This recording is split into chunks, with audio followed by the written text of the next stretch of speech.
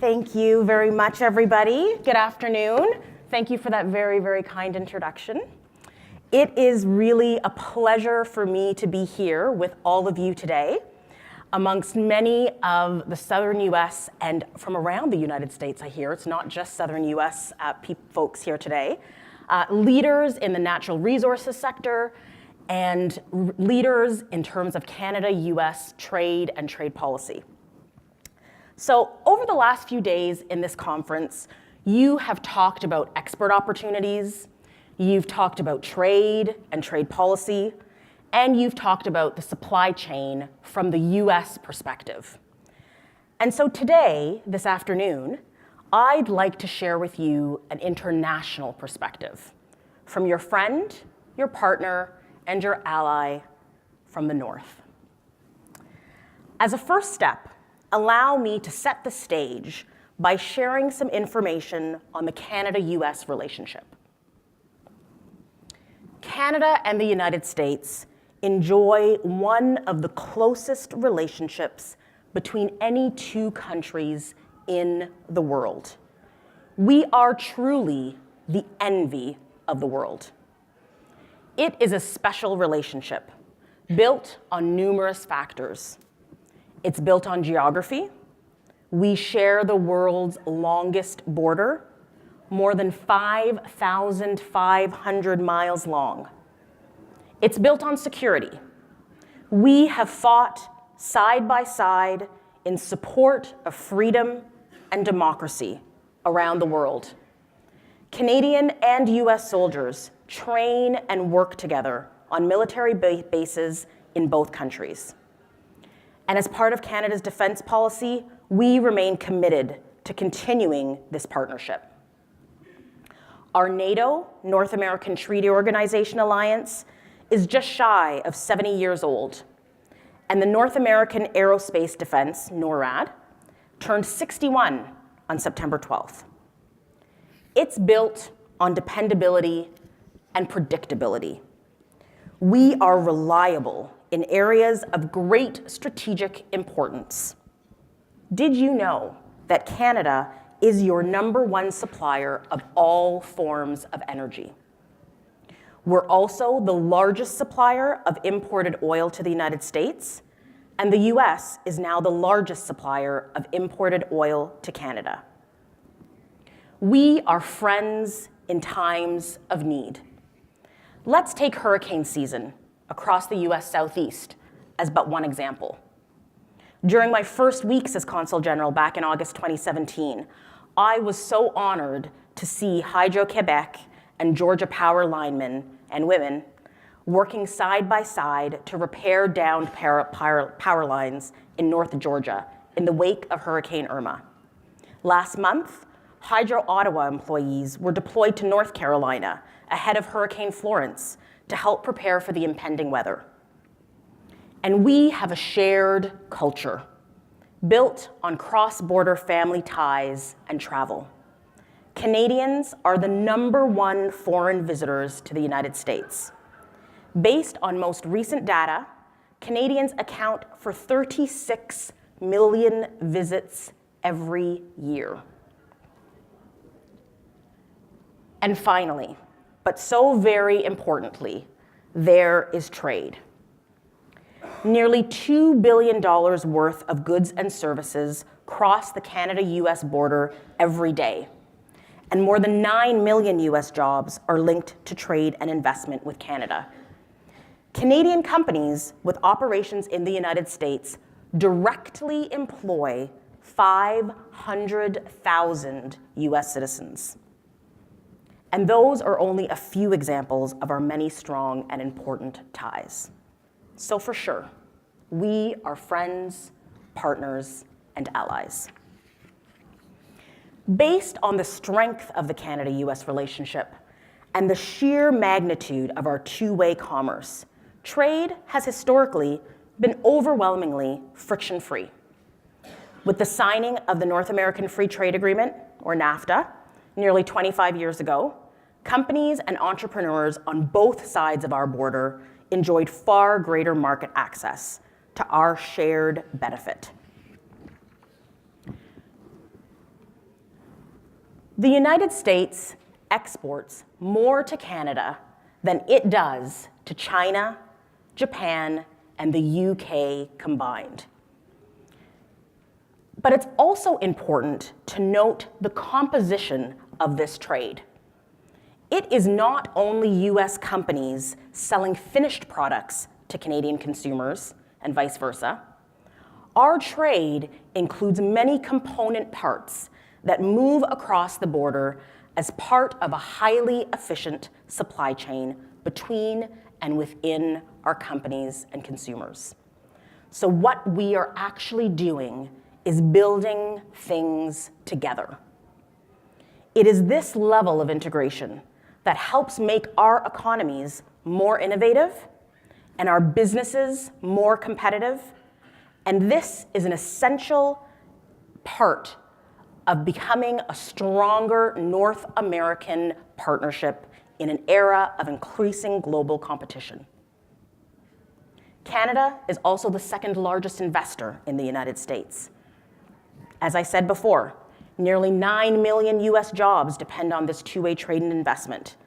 And this speaks to why Canada and the United States have the largest and most successful economic partnership in the history of the world. But we, Canada and the United States, are competing with the world. And that is why modernizing NAFTA was so important and why we still have more to do. Last month, Canada, the United States, and Mexico concluded negotiations on a modernized NAFTA, what we now call the US-Mexico-Canada Agreement, or USMCA. It was an intense set of negotiations, not only because of the breadth of the talks, we covered 34 chapters, but also because of the accelerated timeline. It was really in April and May of this year when talks moved into an intensive phase of negotiations, where ministers and negotiators were meeting on a continuous basis. Much of the agreement text had actually been agreed to in the spring, and the progress allowed talks to continue bilaterally over the summer, first between US and Mexico, and then between Canada and Mexico, before the countries worked out the remaining trilateral issues. It was through this constructive dialogue, hard work, and a strong commitment from the Canadian, the US, and Mexican leadership that we were able to reach this agreement. When negotiations began in August 2017, Canada laid out very specific and clear objectives for the talks. First, it was critically important for us to preserve important elements of the NAFTA, including the market access gains that allowed tariff-free trade on virtually everything going between our three countries. Second, we saw a very real need to modernize and update the agreement. And third, we wanted to update the agreement in a way that would make it more relevant to middle-class workers, including measures to promote wage growth and an inclusive approach to trade. And finally, Canada really wanted to reinforce a rules-based framework that would help provide stability for North America. And the USMCA achieves these objectives for Canada. And not only that, the agreement is positive for the United States and for North America as a whole. The agreement ensures continued duty-free access for NAFTA goods. It reinforces North American supply chains. It strengthens the rules of origin that will incentivize North American production and sourcing. And it preserves key elements of the original NAFTA that were important to all of us, like enforceable dispute settlement. Thanks to some creative thinking in all three countries, we have updated the trade agreement model to create incentives for higher wages and better working conditions. Harnessing the power of trade agreements to promote higher wages is the type of policy that all three USMCA partners can get behind. Now, I will note that the United States does continue to impose tariffs on Canadian steel and aluminum in the name of national security. And while Canada has been raising these issues at every opportunity, we just could not get it resolved over the course of the USMCA negotiations. This is regrettable because the notion that Canada is a national security threat is a bit puzzling to us. And the decision has left the Canadian government no choice but to respond with dollar-for-dollar countermeasures. But we have modernized USMCA, and that modernization does provide new access for US companies. Unfortunately, the benefits of the agreement could be canceled out by these tariffs. And we're hearing this from US industry, especially those in the agricultural sector. So I and Canada look forward to an early entry into force and robust implementation of the USMCA and the removal of steel and aluminum tariffs, so we can all get on with the job of growing our economies, creating jobs, and benefiting consumers across North America. So now, let's shift our focus to natural resources. Canada is a nation known for its natural resources, from energy to mining to forests and lumber. It is all there in Canada. A couple of quick facts. In 2017, the industry employed nearly 210,000 people across Canada. Forestry accounted for approximately 7.2% of our total exports, and more than $1.4 billion was generated for provincial and territorial, so our subnational governments. Now, Canada and the southern states have a solid forest industry trade partnership. Paper and paperboard are among Alabama's, Georgia's, North Carolina's, and South Carolina's top exports to Canada. And there is a lot of related investment side, too. For example, Canada's Irving Consumer Products recently began construction of a new state-of-the-art paper plant in Macon, Georgia, and it is a project with an estimated value of $400 million.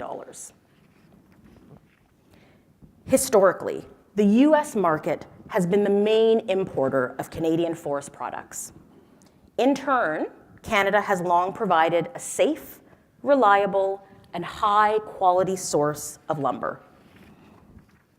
Access to Canadian lumber has had a key role in keeping US homes affordable. So where do we stand today? Export value has increased in all segments, except printing, writing papers, and newsprint.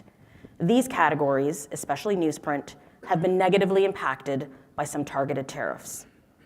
With more global integration, many Canadian firms have made strategic investments in the United States. Beyond Irving, companies like Canfor, Domtar, West Fraser, and Interfor have all created US jobs with their US-based pulp and paper mill operations. These investments have helped companies improve their competitiveness on a global scale. In terms of where the industry is headed, it is changing. Changing for Canadian-based and changing for US-based companies. The structure of the forest sector has shifted from Canadian companies in North American markets to North American companies in global markets. As we look ahead, there are challenges and there are opportunities. On the challenges side, companies on both sides of the border will continue to be impacted by shortages in fiber supply, primarily due to fires and pests. Declining demand for some forestry products and trade disputes will also negatively impact future performance. Canada will always support an approach that ultimately helps both Canada and the United States grow the market together. And I am ending with opportunities on purpose, because there are opportunities to be seized by working together. Strong housing markets in Canada and the United States and beyond bode well for our industries. There's strong stock in North America, and we have the talent and will to identify and meet the needs of domestic and international customers. So whether it's housing or furniture or anything else, Canadian and US companies are prepared and ready to meet those needs. Let's welcome the opportunities and bolster both of our economies in doing so. Again, thank you for the opportunity to be here and for your attention, and I'm very, very happy to take any questions.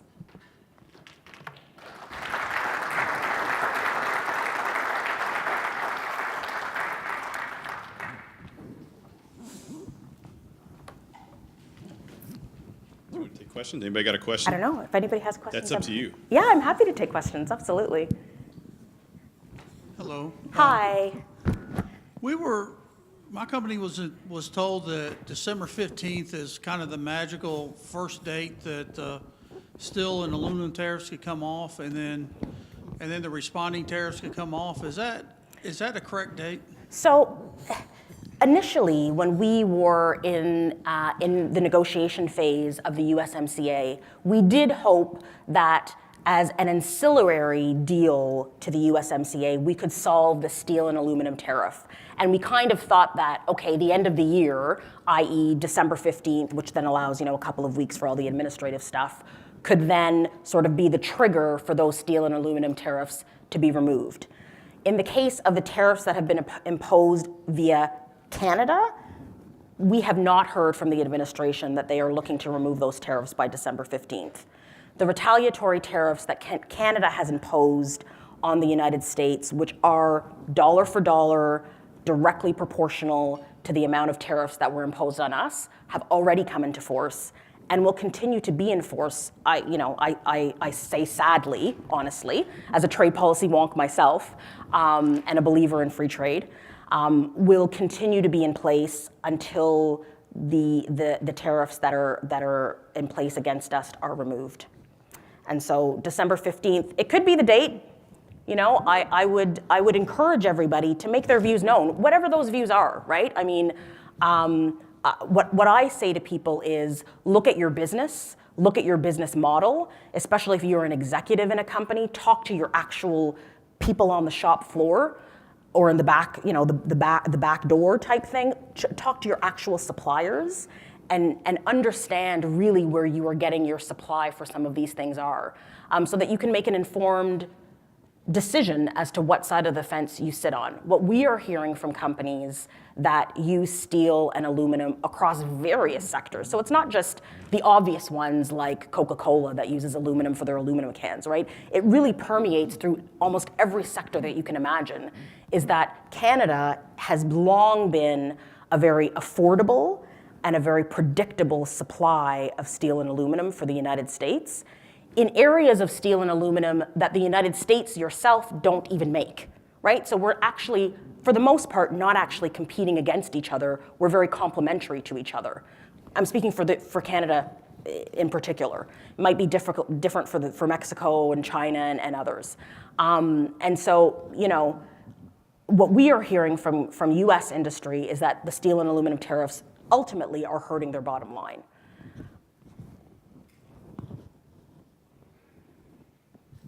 Any more questions? No? All right. Thank you very much. Thank you.